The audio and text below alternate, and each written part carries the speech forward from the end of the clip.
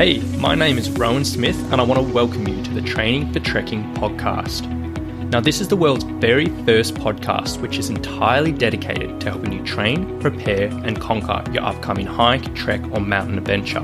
So once a week, I'm going to be giving you quality and practical information on the subjects of physical preparation for trekking, dealing with altitude and nutrition on the trail, so you can know everything you need to be doing to have the best chance of a safe, enjoyable and successful adventure. So now you know what you're in for. Let's get into today's episode. Alright, hey, today we are talking about tips to help trekking and hiking in the heat. So whether you're planning to hike in the desert on the PCT, or you're trekking through the jungles of Borneo, or simply going out the outback of Australia, hot weather hiking can be pretty challenging. Everything feels super tough. You really run the risk of dehydration, and then on the other end of things, the risk of overhydration. There's sunburn, there's heat stroke, all that fun stuff to think about. Unfortunately, if you live in certain parts of the world or you dream about certain hikes, this isn't something you'll likely be able to avoid. So today what I want to do is just share with you some really practical information on how to best prepare your body physically to handle a hot weather trek.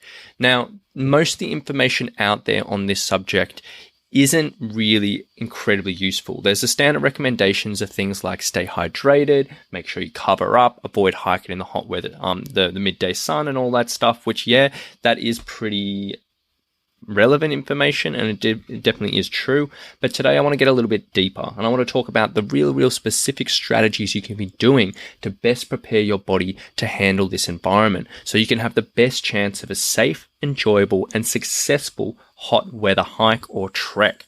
Now, to start with, let's talk about why this is a problem. Like, sure, we know hiking in the heat is hard, but actually why is this so hard? Well, as a really quick rundown, this is what happens. When we get hot, we increase our sweating. Basically, a sweat response is how we best lose a whole bunch of heat in our body.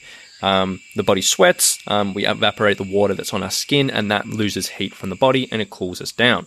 Now, the process with this and the issue with this is when we are sweating and we're trying to lose heat, the body brings that heat to the skin by allowing more blood to the skin. And then the heat is transferred from the blood into the sweat and the sweat is evaporated. Now, the issue with this is when there's more blood at the skin, there's less blood flowing to the heart. Now, problem here is that basically restricts the amount of blood that the heart can pump out every single beat. And to compensate for this, the body still has to pump out blood for whatever the given requirements are. So it'll increase the rate that it's beating, which is basically a heart rate. And that'll increase and increase and increase. Now, this can have some pretty solid health concerns if you do have some health conditions, but for the majority of us, when we're exercising, a higher heart rate just means our physical exertion for any given level of exercise is going to be higher, and we're also going to have a limit of how hard we can exercise, because the heart can only beat so fast, and once it reaches the point where it's beating as fast as it can go, you can't increase that exercise intensity. So if there's less blood flowing into the heart, that's a problem. Now, on top of this, if more blood's flowing to the skin, less blood's flowing to the heart, then muscles are not getting as much blood as well. And this is an issue because the muscles receive their oxygen, which they use to create energy, through the blood.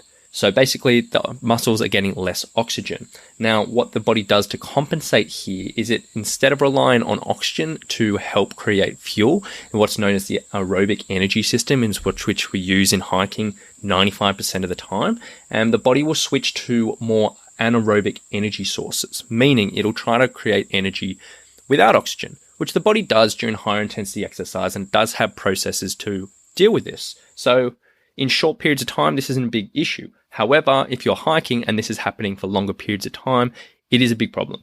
Number one, because our aerobic energy systems just have quite a big higher energy use. So for walking in the same distance at a super hot temperature and a lower hot temperature, you're just going to churn through a whole bunch more energy, which isn't ideal.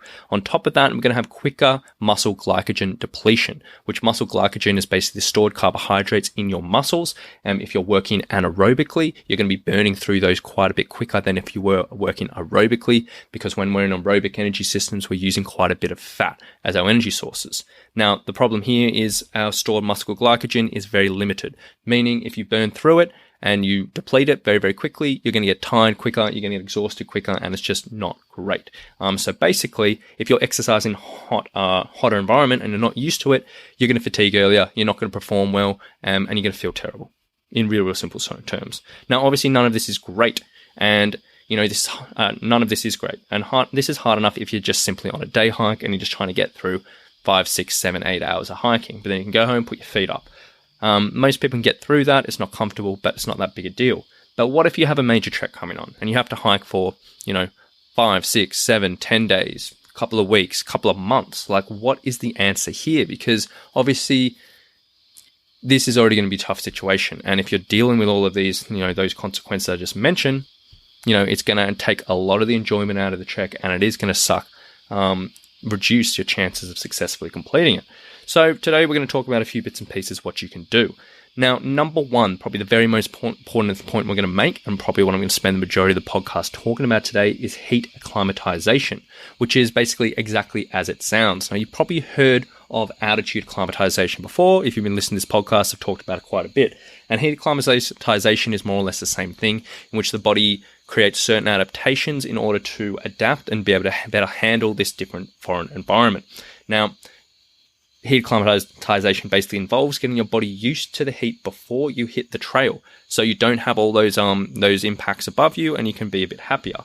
Now, to get very, very technical, heat acclimatization confirms biological adaptations that reduce physiological strain, meaning the heart rate and body temperature aren't getting affected as much, improve your comfort, improve exercise capacity, and reduce the risk of serious heat illness during exposure to heat stress, which basically means your body's under less stress, you can perform better, and you're a lot more comfortable, which is all good. Now, to get into the real specifics, I'm going to break this down a little bit more because I want to go a little bit deeper into this just to prove just how effective heat acclimatization is and how important it is for you. Now, I'm going to list off a whole bunch of different things. This is comparing someone who is not used to heat and they'll go into a hot environment and they'll try to exercise, compared to someone who's previously acclimatized to that heat and they're exercising the same environment. Now, number one, thermal comfort for the acclimatized people is improved, meaning you're just more comfortable. Number two, core temperature is reduced if you've been acclimatized to the heat, meaning, you're just not as hot.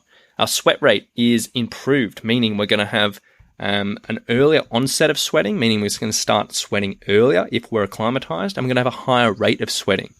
Now, these are both very, very good things. It might seem a bit counterintuitive, but as I said before, sweating is the way that we reduce our body heat. And as we become more acclimatized, and this also happens as we improve aerobic fitness, our sweat response becomes a lot more effective. It happens earlier, and we sweat more, and therefore we cool the body down a little bit more. Skin blood flow is improved when we've acclimatized, so just the blood going to the skin, the rate there is a little bit better. Muscle glycogen is spared, so as I've said before, those stored carbohydrates in the muscles, if you're acclimatized, you're not relying on them so much to fuel yourself, you're more using a bit more percentage of fat to fuel you, which is a good thing, and if you're acclimatized, your muscle glycogen is spared. Skeletal muscle force generation is increased, meaning your muscles can purely just produce more force, which is always good.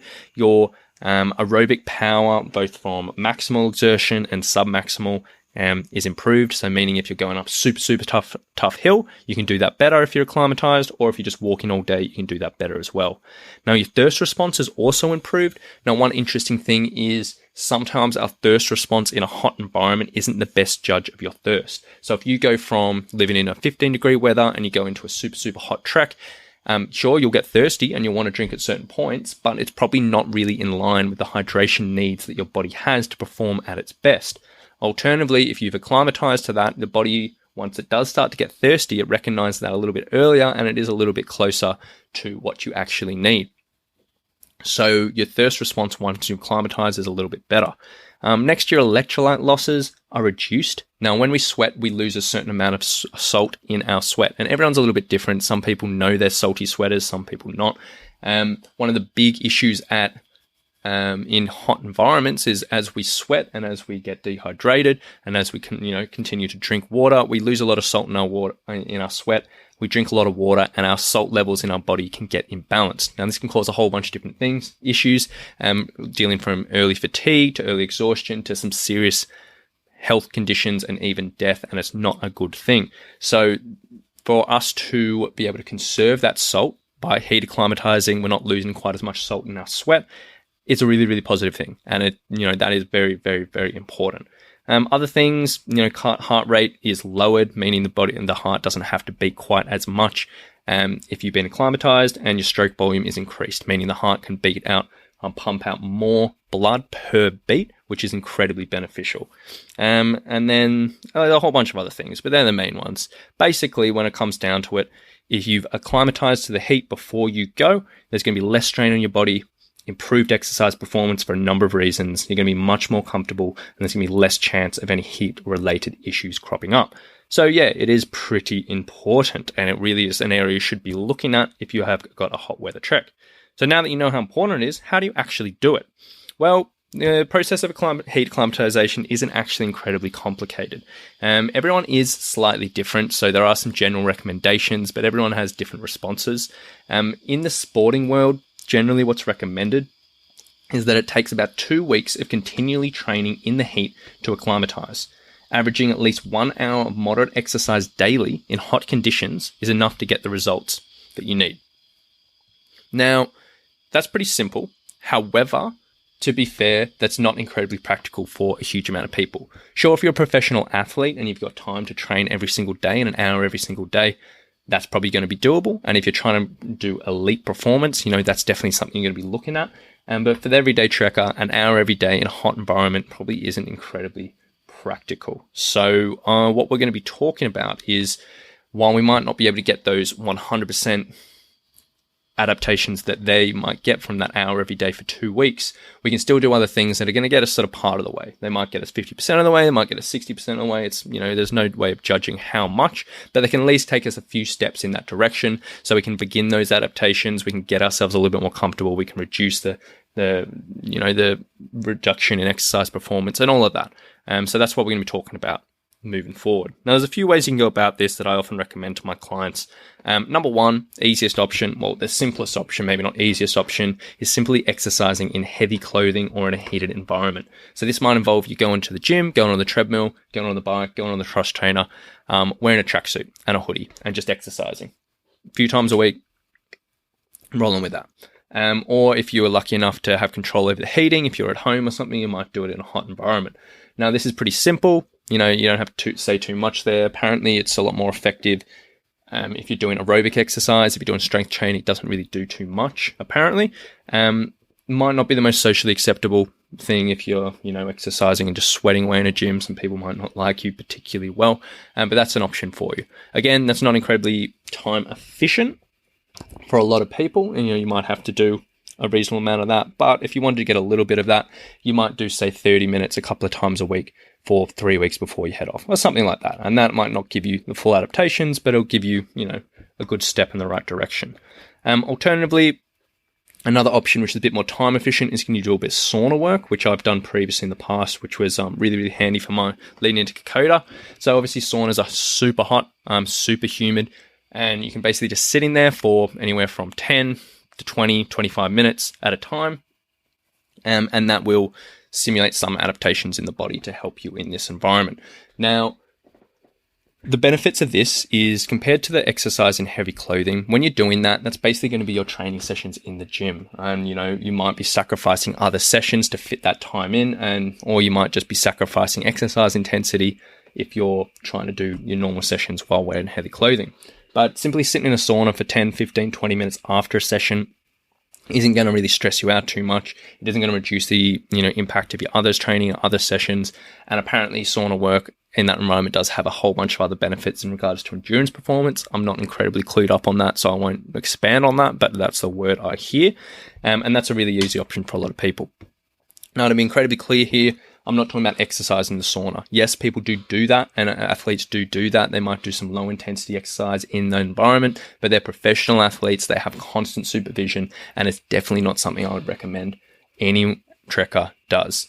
Purely for the fact that it's just so dodgy. It is so dodgy. You get so lightheaded in there. There's so many risks of health complications. Like, you just don't want to be doing that if you don't know what you're doing and you're not supervised. So I'm not recommending exercise in the sauna, but just simply sitting there for 10, 15, 20 minutes after a session. You might do this, 2-3 times a week for three or 4 weeks or something like that. It's not going to stress you out, but it can be pretty effective. And then the final one that I have recommended in the past might sound like a bit of sacrilege to hikers, but it's to go out and hike in cotton clothing. Usually completely recommended against, but avoid having the nice, breathable, wicking hiking clothing. Go out in some cotton, long sleeve cotton t-shirt and cotton trackies or something like that. You will not be comfortable. It won't be so pleasant, but it'll probably give you that response you need. Now, to be clear, with all of these, please use common sense here. Be smart here. This isn't something you want to push to the limits. This isn't something where go hard, go home has any relevance. Don't push this to the limit. Make sure you stay on top of your hydration. Never push through lightheadedness or dizziness. If you have any health concerns, make sure you check with your doctor. Don't push through this stuff. It is just not worth pushing yourself into a silly situation with this type of thing. However, if done sensibly, if done moderately, and if done, very, very wisely, it can be pretty effective for preparing for yourself for these hot environments and really, really improving your performance on the trail. Now, a few other points to make on this is apparently heat acclimatization is relatively specific to the climatic heat stress that you're going to be exposed to on your trek. Meaning, are you going on a desert hike where you're going to be experiencing dry heat, or are you going to go on a tropic hike where you're going to be experiencing that humid heat? Now, if you're going in the desert, you might get more benefits out of hitting the trail in some heavy clothing in the midday sun. Or if you're going on a tropical hike, you might get some more benefits about doing the sauna work. Now, apparently they line up a little bit better if you can get a bit more specific with it. However, if you don't have access to whatever, and you can only, get yourself involved with one of these situations, don't stress too much. You're still going to get some benefits from it, but in the ideal world, you'd be lining up the same type of heat stress. And when it comes to retaining the benefits of heat acclimatization, apparently most people hold on to it for about a week, and then it will decay very, very quickly, all these adaptations and the benefits, with about 75% of all the adaptations lost by about 3 weeks once heat exposure ends. So what this means is you should just basically save heat acclimatization for the last couple of weeks before your trek. This is a great way to line up with your taper. If you're just reducing exercise intensity anyway, you can sort of include this. If you do it 6 months out, then forget about it. It's not going to really do too much for you. Alternative as well as that, if you are, say, do your heat acclimatization training and then you fly out, you have a bit of a holiday for a week or two, and then you head on your trek, you might think about, hey, how can I fit in maybe a sauna session or two in the meantime, just to make sure I don't lose too much. But that's something to be aware of. And then the other final point, which is relatively interesting, is aerobically trained athletes can induce heat acclimatization much more rapidly and retain its benefits longer than athletes with low aerobic fitness. So what this means is if you've got a history of endurance performance, you've been training for quite a while leading up into your trek, you can probably get the adaptations maybe in a couple of weeks, maybe 3-4 weeks, something like that, depending on how much you're doing it. However, if you've left your preparation super late, if you've literally just come off the couch and this is the first physical activity you've been doing in quite a while, this might be something you have to think about drawing out for a little bit longer. So you might, do a little bit of stuff 5 weeks prior or something like that and just draw it out a little bit to ensure, all relatively important to know. Now that point actually is really relevant when it comes to actually hitting the trail. If you haven't done any heat acclimatization at all, it's just another really, really, really important point to make around aerobic fitness, meaning if you're aerobically fit, you're going to get used to that heat when you take that first step on the trail much quicker than the person next to you who isn't aerobically fit. So that's just another reason why you need to be serious about your preparation. But now that we've covered heat acclimatization, the other area I want to talk about very briefly today was hydration. Now, obviously, hydration is incredibly important in these environments. When it comes to a physical performance point of view, a drop in 2% of your total body weight in water has some really serious implications for your physical performance, meaning everything's going to feel hard, you're going to be really restricted in your endurance performance, and it's something you really want to avoid. Obviously, on top of that, there's all the major health concerns as heat exhaustion, heat stroke. There's a whole bunch of other things going on. We don't want to mess around with dehydration. So when you're at home, if you're doing this heat acclimatization training, it's relatively easy to know if you're getting enough water or not. Simply weigh yourself before a session, weigh yourself after a session, and whatever the difference, you just have to drink. Now, this will just make sure that you're getting back to that hydrated status as quickly as you can. Now, what you can do is you can use these, when you're on the trail. Obviously, that's incredibly practical. But if you've done this a few times at home, you can sort of have a reasonable idea of how much water you're losing per hour. hour, and you can use this as a judge of how much you need to drink per hour on the trail or whatever. And then you sort of adjust it a little bit, depending on, if it's hot weather that you're going in, you'd have to increase it a little bit by, 25% or something like that. But that's just for people who enjoy numbers, and you can sort of aim for those numbers to hit. The other way of going about it is always urine color, which is relatively easy. You're looking at clear or straw colored urine you're trying to aim for, and that's something you want to, go for. Now, on the other side of things, is overhydration is an issue, as I said before. Overhydration or hyponatremia basically happens when there's an imbalance between your electrolytes in your body, meaning if you are sweating lots and you're losing lots of salt while you're sweating, and you're drinking lots of water without any type of salt or electrolyte replacement, you just have too much water and you're not enough salt. So what that does is it causes, in early stages, very, very similar symptoms to dehydration, which can be a bit of an issue because you're like, oh, I'm dehydrated, I've got to keep on drinking. And then further down the line, there's some serious health complications and potentially even death. Now, this is a serious thing you need to be aware of in these environments, because they're, as much as we say anything can cause death, people do die from this. Back a while ago, there were a few deaths on Kokoda, I think like 10 years ago or something like that. And everyone was like wondering why this was happening, yada, yada, yada. And turned out that hyponatremia was the cause. And, that was ages ago, but it's just something to be really, really aware of. Now, the way to avoid this is just making sure you're having plenty of electrolytes on the trail. So making sure you've got some type of electrolyte supplement in these environments, and you're, regularly having these. So, having 1, 2, 3 servings, depending on how much you're sweating, how salty your sweat is and all that. But, just getting this into you. And then also salty food. So you're making sure some of your snacks are pretty salty and you're just eating loads, because you don't want to mess around with that. And that is something you want to avoid. Now, a few tips on hydration just to finish things off. Number 1, drink regular small amounts as opposed to just smashing certain amounts of big lots of water every hour or so. The body can only absorb a certain amount of water per hour. I don't know the number for the life of me, but I know that it is true. So if you're, there's a common thing with through hikers where they'll do something called cameling up, where they'll reduce the amount of water they actually carry, and every water stop they'll just drink like 3-4 liters, which is just not an incredibly effective way of going about it. In the best case scenario, you'll be drinking small, regular amounts constantly as you go through. Now, as I said before, sometimes thirst isn't a great measure in these environments. Sometimes it just doesn't match up with what your hydration needs are. And if you're not fully acclimatized, as we said before, this can be a little bit less accurate as well. So judging by thirst sometimes isn't best in these environments. So a few ways to remind yourself just to constantly drink that I've recommended to my clients in the past. Simply write a note in their hand, like just writing a big W or water or something like that. Just so you look at it, you're like, oh, I need to drink. And you're sort of continuously doing that.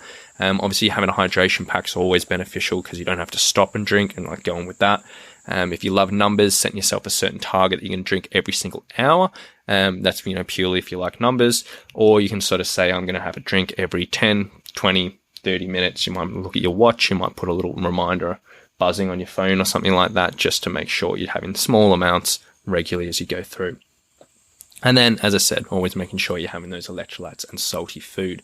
So that will probably do it for today, guys. I really do hope you've got a bit of value out of this. If you are heading on a hot weather hike or trek, this is some information most people can put into action pretty easily. There's nothing too complicated. There's nothing too outrageous or out of reach.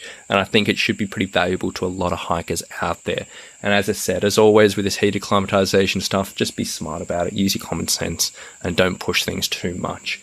But as always, if you have enjoyed this podcast and you've gotten a bit of value out of it, I really, really would appreciate it if you took 30 seconds to go to iTunes and leave a 5-star review for me. It really would mean the world to me. It makes such a difference to me, helping me grow this podcast, reach more hikers, and make impacts in more people's adventures. So I appreciate you taking the time to listen, guys, and we'll talk to you very, very soon.